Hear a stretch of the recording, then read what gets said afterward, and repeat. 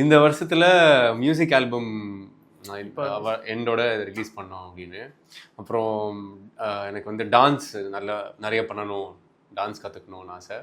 அதுக்கப்புறம் எப்படியாச்சு அட்லீஸ்ட் ஒரு படத்துக்கான ஒரு ஃபவுண்டேஷன் அட்லீஸ்ட் போட்டுருணும். போட்டாச்சு மியூசிக் ஆல்பம் பண்ணி. அடுத்த கட்டத்துக்கு போகிறதுக்கான ஒரு ஃபவுண்டேஷன் அட்லீஸ்ட் போனோம்.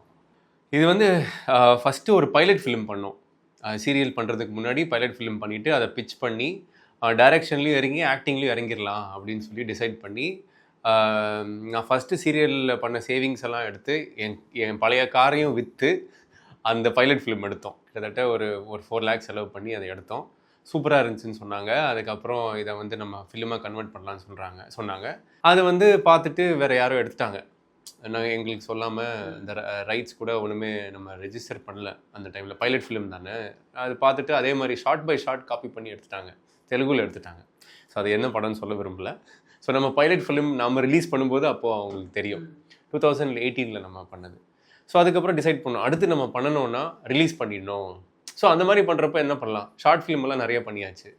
ஸோ அடுத்து என்ன பண்ணலாம், ஒரு எக்ஸ்க்ளூசிவாக என்ன பண்ணலாம், எல்லாருக்கும் ரீச் ஆகிற மாதிரி என்ன பண்ணலாம், ஒரு ஆல்பம் சாங் பண்ணலாம் அப்படின்னு.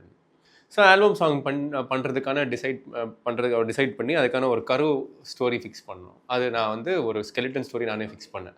ஒரு ஃபோட்டோகிராஃபர், ஏன்னா நானே ஃபோட்டோகிராஃபராக தான் ஆரம்பித்தேன். ஸோ என்னோட ஸ்டோரி அதில் கொஞ்சம் இருக்குது, என்னோட எலிமெண்ட்ஸ் அதில் இருக்குது பர்சனல்